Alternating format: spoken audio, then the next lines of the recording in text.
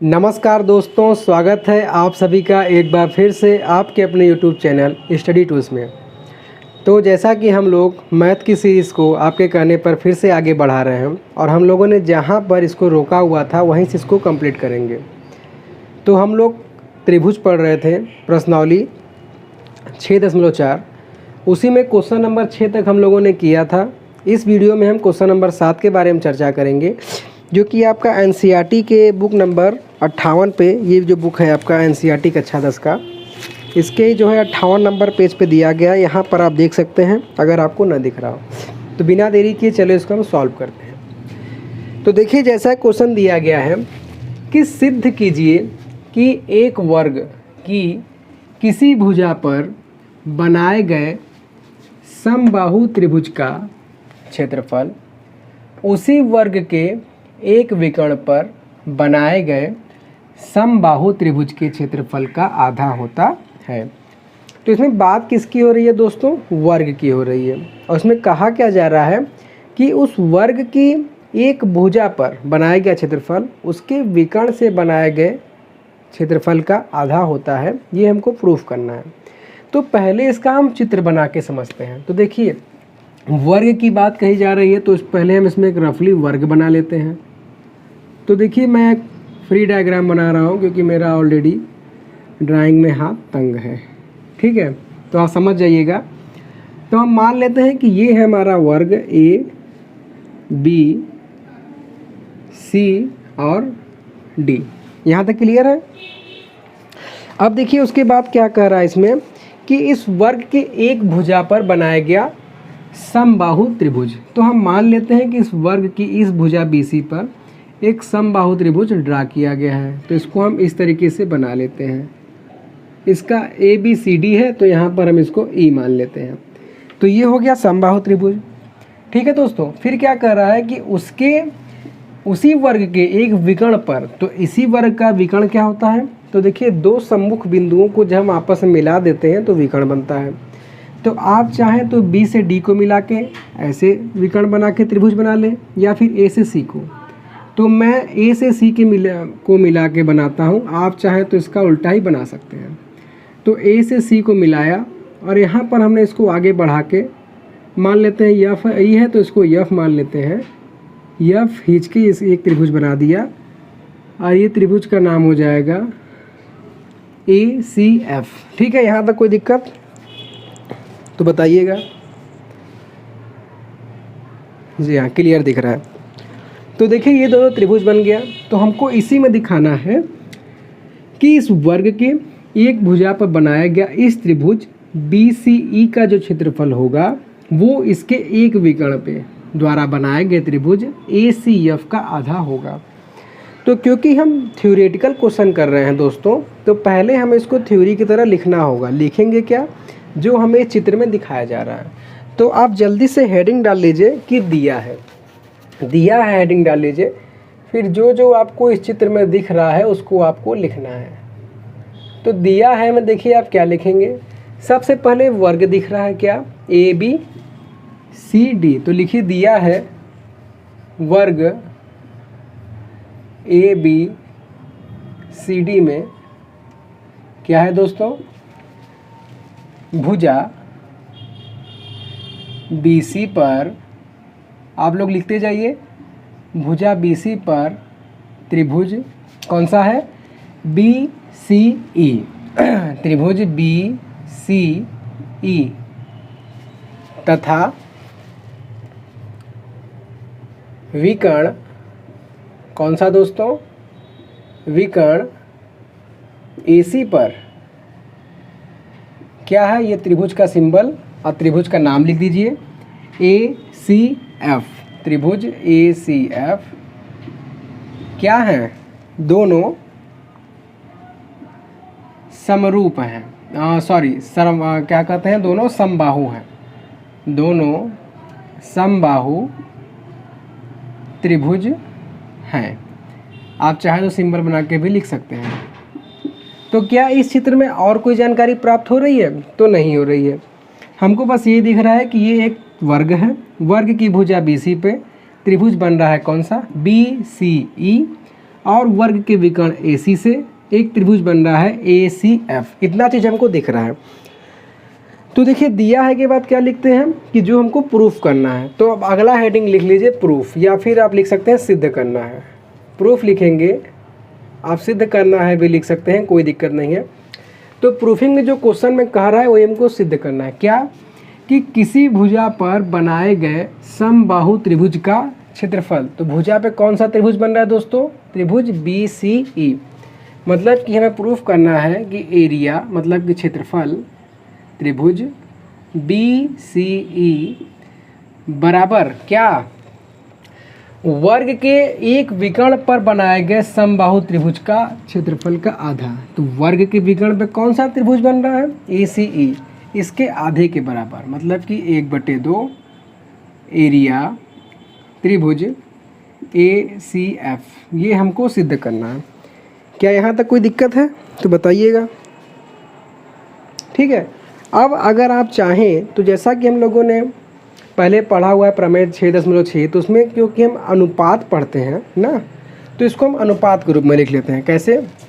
इसको हम लिख सकते हैं कि हम इसको एरिया त्रिभुज BCE बटे, इसको अगर हम बटे मिला देंगे तो ये हो जाएगा एरिया त्रिभुज ACF बराबर 1/2। मतलब कि इसको हम इस रूप में भी लिख सकते हैं, है कि नहीं। तो क्योंकि जगह कम पड़ेगा तो मैं इस लाइन को मिटा के इसको ऊपर ही कर देता हूँ, ठीक है दोस्तों। इसको आप ये समझ लीजिए, ये कैसे आया मैं ये सिद्ध करके आपको दिखा दिया करके। इसको एरिया ACF ये हमको सिद्ध करना है। तो इतना तो हमें ये दोनों चीज़ तो क्वेश्चन से हमको मिल जाएगा। अब मेन चीज़ आते हैं हम इसको प्रूफ करके कैसे दिखाएंगे, मतलब कि सिद्ध करके। तो ठीक है, चलिए सिद्ध भी कर लेते हैं। तो आप जल्दी से आप सिद्ध करने का हेडिंग डाल लीजिए, मतलब कि उपपत्ति लिख लीजिए। उपपत्ति। तो देखिए उपपत्ति में होता क्या है कि हम लोगों ने अभी तक पहले 6 क्वेश्चन सॉल्व किया था और मैंने उसमें आपको पहले बताया भी है, और नहीं है तो मैं आपको बता देता हूँ कि किसी भी आकृति में यदि 2 समरूप त्रिभुज बनते हैं, ठीक है, सुनिएगा ध्यान से। अगर किसी भी आकृति में कोई 2 समबाहु त्रिभुज बनते हैं, ठीक है, तो वो दोनों क्या होंगे? एक दूसरे के समरूप होंगे। इसको मैं लिखवा देता हूँ, फिर कैसे होता है आपको समझा देता हूँ। तो इसको हम लिख लेते हैं कि हम जानते हैं कि सभी समबाहु त्रिभुज समरूप होते हैं, ठीक है। इसको लिख लीजिए कि हम जानते हैं कि सभी समबाहु त्रिभुज समरूप होते हैं। तो अगर सभी समबाहु त्रिभुज समरूप होते हैं तो इससे निष्कर्ष क्या निकलता है? तो इससे निष्कर्ष यही निकलता है कि जो वो त्रिभुज बन रहा है कौन सा? BCE, ये कॉर्नर वाला, तो हो जाएगा क्या कि त्रिभुज BCE ये समरूप का सिंबल लगा के त्रिभुज विकर्ण वाला ACF, त्रिभुज ACF। तो क्या हम सर ऐसे रट के जाएंगे? तो मेरा जवाब है नहीं। मैं आपको रीजन भी बता देता हूँ। देखिए कैसे। समबाहु त्रिभुज में होता क्या है, सभी भुजाएं एक दूसरे के बराबर होती हैं, है ना। तो हम मान लेते हैं कि देखिए अगर इसकी भुजा की बात करें तो BC हो गया, CE हो गया या EB हो गया, ये सभी क्या होंगे? आपस में बराबर होंगे। मतलब अगर हम मान लेते हैं अगर ये 1 है, ये 1 है, ये 1 है, ठीक है, 1-1 सेंटीमीटर। उसी तरीके से इधर मान लेते हैं तो ये 2 सेंटीमीटर अगर होगा, ये 2 सेंटीमीटर होगा, ये 2 सेंटीमीटर होगा। जब इनकी भुजाओं का हम अनुपात निकालेंगे, मतलब BC बटे AC, एक और ले लेते हैं CE बटे CF। तो अगर इसका अनुपात निकालेंगे तो इसकी भुजा 1 है, इसकी भुजा 2 है। इसी तरीके से तीसरा भी कर सकते थे कि AF और BE ना, तो वो भी 1/2 ही आता। और हम जानते हैं कि अगर त्रिभुज की भुजाओं का अनुपात अगर बराबर है तो वो एक दूसरे के समरूप होते हैं। तो इतना खिचड़ी करने से फ़ायदा क्या है? आपको 10th का बोर्ड का एग्ज़ाम देना है ना, तो आप डायरेक्ट याद कर लीजिए कि यदि अगर 2 त्रिभुज समबाहु हैं तो वो समरूप होते हैं। ठीक है, अब जब मैंने ये आपको बता भी दिया कैसे समरूप होते हैं, तो समरूप होने से सर फ़ायदा क्या पड़ेगा। तो आपको ध्यान होगा कि हम लोगों ने प्रमेय 6.6 पढ़ा हुआ था, याद आ रहा है कुछ। प्रमेय 6.6 में होता क्या है कि यदि अगर 2 त्रिभुज एक दूसरे के समरूप हैं तो उनका जो क्षेत्रफल का अनुपात होगा, मतलब कि इस वाले त्रिभुज का एरिया लिखें तो एरिया त्रिभुज BCE बटे दूसरे वाला त्रिभुज जो समरूप है एरिया त्रिभुज ACF का जो अनुपात होगा उनकी संगत भुजाओं ध्यान दीजिएगा। तो इन दोनों की संगत भुजा क्या लें, यहाँ से हम BC ले रहे हैं तो यहाँ से AC ले लें। उनकी संगत भुजाओं मतलब जो जो त्रिभुज लिए हैं उसके संगत भुजाओं के अनुपात के वर्ग के बराबर होता है। ये समरूप है तो ये नियम होता है। इसको आप लिख सकते हैं कि कैसे ये करा सर ने, तो लिख लीजिए चूँकि प्रमेय 6.6 इस नियम से हमने इसको फॉलो किया है। अगर इसका मैं नाम आपको बताऊं तो मैं आपको बता सकता हूं, जैसे कि आप इसको देख भी लें। 1 मिनट का समय दीजिएगा। आपका ये पेज नंबर 156 पे इसका प्रूफिंग भी दिया गया है, समरूप त्रिभुजों का क्षेत्रफल प्रमेय 6.6, वहाँ से आप देख लीजिएगा। तो इससे ये हो गया समरूप, इतना चीज़ आया। तो अब आप क्वेश्चन में देखेंगे कि सर ये तो जो प्रूफ करना है उससे आधा पार्ट मिल रहा है, area BCE, area BCE, area ACF, area ACF।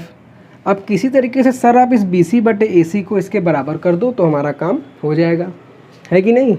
तो अब देखिए इसको बराबर कैसे करेंगे। तो ये तो देखिए हम जानते थे। अब उसी तरीके से क्योंकि हम वर्ग पढ़ रहे हैं तो हमें वर्ग के बारे में कुछ जानकारी होनी चाहिए, है कि नहीं। तो देखिए होता क्या है वर्ग में कि वर्ग का एक सूत्र होता है, इसको अगर आप ध्यान रखेंगे तो ये अब सवाल आपका बस कुछ ही क्षण का है। तो देखिए होता क्या है, इसको आप लिख लीजिए, क्योंकि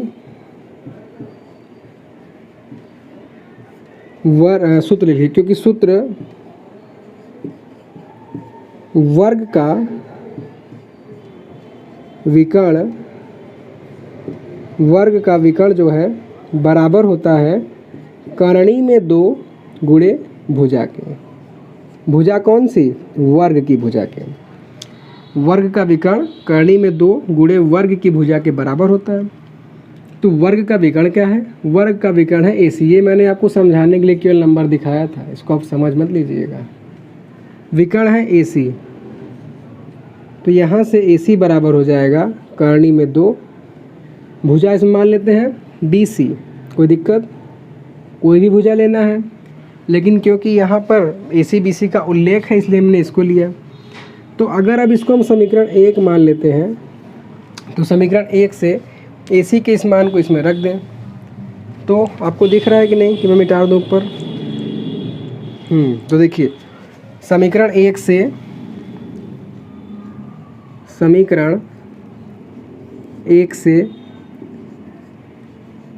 AC का मान रखने पर